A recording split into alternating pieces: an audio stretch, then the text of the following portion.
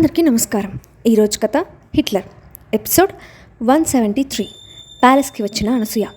ఇక స్టోరీలోకి వెళ్తే ప్రెగ్నెన్సీ గ్లోతో మెరిసిపోతున్న హాస్నిని చూసి తన కొడుకు పెట్టిన తిండి పుష్టిగా తింటూ బాగా కండపట్టావని అదో రకంగా అంటుంది. ఆమె అడిగిన పద్ధతి చూసిన చూపు నచ్చని హాస్ని అత్తగారి తిక్క కుదార్చాలని కంకణం కట్టుకొని ముఖం అమాయకంగా పెట్టుకొని కండ అంటే బైసెప్స్ కదా అని తన చేతులు బిగించి చూసుకుంది. కానీ ఆమె చేతులు ఎప్పటిలా తోటకూర కట్టల్లా కనిపిస్తుంటే, మీరు అబద్ధం చెప్తున్నారు అత్తయ్య, నాకు అసలు కండలే లేవు, విరాట్ గారికి ఎంతలా ఉంటాయి, ఆయనకి బదులుగా నాకు చెప్పారు అని చేతితో యాక్షన్ చేసి మరీ చూపించింది.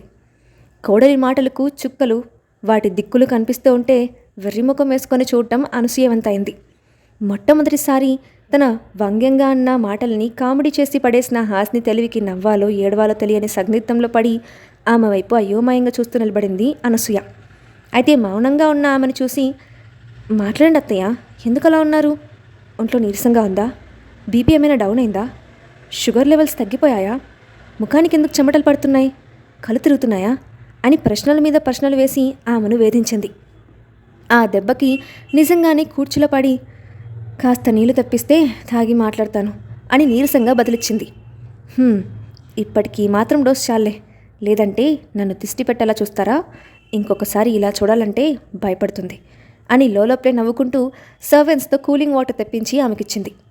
కాసేపటికి కోడలి దాడి నుంచి తేరుకున్న అనసూయ తను ఎదురుగా నిలబడి ఉన్న ఆమెను చూస్తూ, కడుపుతో ఉన్న అమ్మాయిలు ఎక్కువసేపు నిల్చొని ఉండకూడదు, కాళ్ళు నొప్పులొస్తాయి, కూర్చొని మాట్లాడు అని చెప్పింది. అత్తగారి నోటి నుండి వినిపిస్తున్న చిలక పలుకులు శాసనాలుగా భావించిన హాస్ని మారు మాట్లాడకుండా కూర్చొని ఆమె మాట్లాడే మాటలు వినడానికి సిద్ధంగా ఉన్నట్లు చూసింది. నీ ఆరోగ్యం ఎలా ఉంది? ఇక్కడ నుండి తరచుగా ఇక్కడికి వస్తూ ఉంటాను.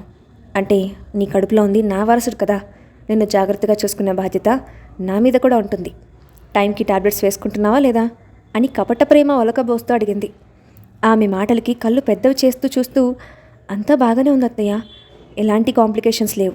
అయినా మీ అబ్బాయి నా పక్కన ఉండగా ప్రాబ్లమ్స్ నా ఇంటి గుమ్మంలో కూడా రావడానికి భయపడతాయి అని గర్వంగా చెప్పింది. ఆమె నోటి నుండి తన కొడుకు గురించి గొప్పగా వినిపించిన మాటలకు అనసూయ మనసు ఉప్పొంగింది. కానీ హాస్ని ఆ మాటలకు తనకు అనుకూలంగా చెప్పుకోవడంతో అసహనానికి లోనవుతూ, మా కొడుకు వస్తువులు లేకపోతే నీకేది సాధ్యం కాదని నాకు తెలుసులే, అందుకేగా ఇన్ని రోజులు వదలకుండా అంటి పెట్టుకొని ఉన్నాడు అని హేళనగా మాట్లాడింది. మీరు చెప్పింది నిజమే, నా భర్తకి కడుపుతో ఉన్న భార్యని ఎలా చూసుకోవాలో బాగా తెలుసు. అందుకే ఎవరి సలహాలు తీసుకోకుండా చక్కగా టైం ప్రకారం చేస్తూ జాగ్రత్తగా చూసుకుంటూ ఉన్నాడు. నా అదృష్టం నాలాంటి లక్కీ పర్సన్కి మాత్రమే దక్కుతుంది అని ఏమాత్రం తగ్గకుండా రిటర్న్ ఇచ్చింది హాస్ని. మాటలకి కోపం ముంచుకొస్తూ ఉంటే ఏదో అందామని ఆవేశంతో నోరు తెరిచిన అనసూయ టైంకి ట్రే పట్టుకొని వస్తున్న సరితని చూసి ఆగిపోయింది. అబ్బా, ఈ సరిత ఇప్పుడే రావాలా? నా కొడుకు ఉప్పు తిన్న విశ్వాసంతో వాడి భార్యకి బాగా కాపలా కాస్తుంది. ఎప్పుడు చూసినా ఈ హాస్ని చుట్టూ పక్కలే తిరుగుతూ ఉంటుంది. ఇంకో పని పాట ఏమీ లేదు అని గొనుక్కుంటూ ఆమె వైపు అసహ్యంగా చూసింది. ఇంతలో అక్కడికి వచ్చిన సరిత సూప్ బౌల్ తీసుకొని హాస్ని చేతిలో ఇచ్చి మరొకటి అనసూయ ముందు పెట్టింది. టేబుల్ మీద ఉన్న బౌల్ వైపు అసహనంగా చూస్తూ, ఇదేంటి ఇలా ఉంది? ఇంట్లో మిగిలిపోయిన కూరగాయలన్నీ వేసి చేసావా? చూడటానికి ఏదోలా ఉంది, ఇక తాగితే నా పరిస్థితి ఏమవుతుందో ఏంటో అని ఆమె మీద తన అక్కసును వెళ్ళగక్కడానికి సూప్ వంక పెట్టుకొని ఇష్టం వచ్చినట్లు మాట్లాడింది అనసూయ. సరిత ముఖం చూసి పాపం అనిపించిన హాస్ని, అది వెజిటబుల్ సూప్ అత్తయ్య, వంటికి మంచిదని విరాట్ గారు ప్రత్యేకంగా నా కోసం ప్రిపేర్ చేస్తున్నారు. ఈ సూప్ ప్రెగ్నెంట్ లేడీస్కి మాత్రమే కాదు, మీలాంటి బీపీ షుగర్ ఉన్న ముసలి వాళ్ళకు కూడా బాగా పనిచేస్తుంది. ఒంట్లో ఉన్న పైత్యం మొత్తం శుభ్రంగా కరగదీస్తుంది అని నవ్వుతూ చెప్పి ఆమెతో బలవంతంగా తాగించింది. మొదట తాగటానికి భయపడినప్పటికీ ఒక సిప్ వేసేసరికి దాని రుచి నాలుకకు నచ్చడంతో ఆపకుండా వేడివేడి సూప్ గడగడ తాగేసింది.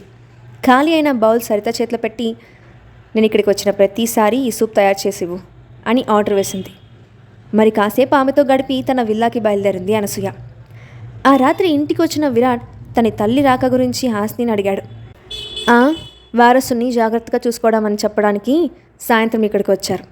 కాసేపు ఆ మాట ఈ మాట మాట్లాడి వెళ్ళారు.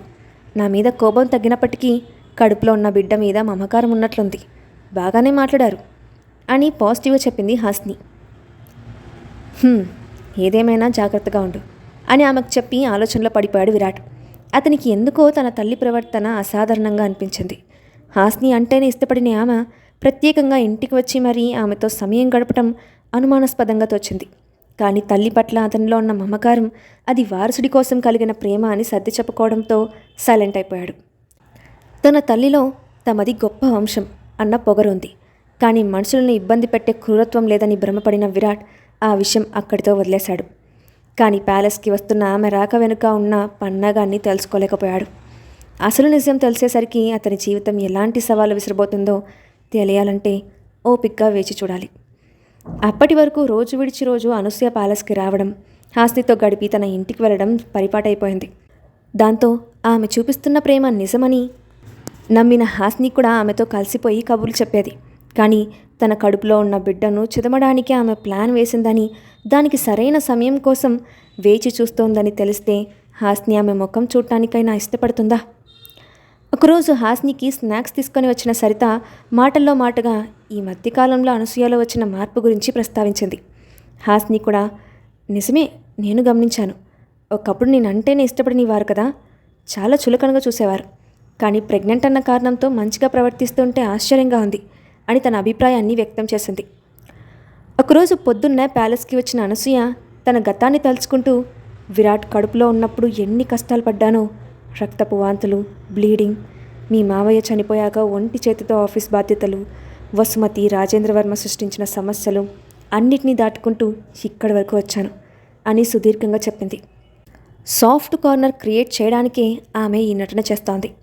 ఆ మాటలు నమ్మిన హాస్ని ఒక్క అదుటిన ఆమెను హత్తుకొని, ఒంటరిగా ఇంత బాధని ఎలా భరించారత్తయ్య? ఇక మీదట మీరు ఒంటరిగా ఉండటానికి వీల్లేదు, మాతో కలిసి ప్యాలెస్లోనే ఉండండి అని కన్నీళ్లు పెట్టుకుంది. అనసూయ మాత్రం అది తనను బుట్టలో వేసుకోవడానికి చేసే నటనగా భావించి, నేనేదో క్యాజువల్గా చెప్పాను, నేను ఒంటరిగా ఉండటానికి అలవాటు పడిపోయాను అని ముభావంగా చెప్పింది. కొద్దిసేపటి తర్వాత, ఈ మధ్యకాలంలో కావ్యకి ఆరోగ్యం అంతగా బాలేదట, కాసేపట్లో ఇక్కడికి వస్తుంది అని చెప్పింది అనసూయ. కావ్య అన్న పేరు వినడంతోనే హాస్ని అసహనానికి లోనైంది. ఇంతలో, హాయ్ అత్తయ్య, ఎలా ఉన్నారు అంటూ అక్కడికి వచ్చింది కావ్య. అనసూయ కావాలని, అమ్మ కావ్య, హాస్ని ప్యాలెస్లో ఒంటరిగా ఉంటుంది, అప్పుడప్పుడు కంపెనీ ఇవ్వడానికి రావచ్చు కదా అని చెప్పింది. కావ్య నటిస్తూ, తప్పకుండా వస్తానత్తయ్య అని బయటకు చెప్పి మనసులో మాత్రం, విరాట్ని నా దారిలోకి తెచ్చుకొని ఈ బజార్ దాన్ని బయటకు తరిమేస్తాను అని కోపంగా అనుకుంది. హాస్ని మనసులో, ఇది కాపురాలు కూల్చడానికి వస్తోంది, పాముకి పాలు పోసి పెంచుతున్నారత్తయ్య అని విసుగ్గా అనుకుంది. కాసేపటి తర్వాత అనసూయ లోపలికి వెళ్ళగానే అదే సరైన అవకాశంగా భావించిన కావ్య హాస్ని దగ్గరకు వచ్చి విసురుగా ఆమె చేయి పట్టుకొని పైకి లేపి, ఎవరికో బిడ్డను కానీ మరొకరిని తండ్రిని చేయడానికి సిగ్గుగా లేదా? నీలాంటి దానికి ఈ ప్యాలెస్లో ఉండే అర్హత లేదు, ఇంకొక క్షణం నా కళ్ళ ముందు కనిపిస్తే చంపేస్తాను అని పిచ్చి పిచ్చిగా అరుస్తూ హాస్నిని బయటకు లాగడానికి ప్రయత్నించింది. కావ్య ఆవేశంలో హాస్ని గర్భం మీద కొట్టడానికి ప్రయత్నించింది. అప్పటికే విసిగిపోయిన హాస్ని భద్రకాళిలా ఊగిపోతూ తన బలమంతా ఉపయోగించి కావ్య గూబ మీద ఒక్కటి కొద్దింది. ఆ విసురుకి కావ్య తల గోడ గట్టిగా కొట్టుకొని తల నుండి రక్తం ఏరులై పారింది. కావ్య చేసిన రచ్చ విరాట్కి తెలిస్తే ఎలాంటి పరిణామాలు ఎదురవుతాయి? రక్తం కారుతున్న కావ్య పరిస్థితి ఏంటి? నెక్స్ట్ పార్ట్లో చూద్దాం. Thanks for watching.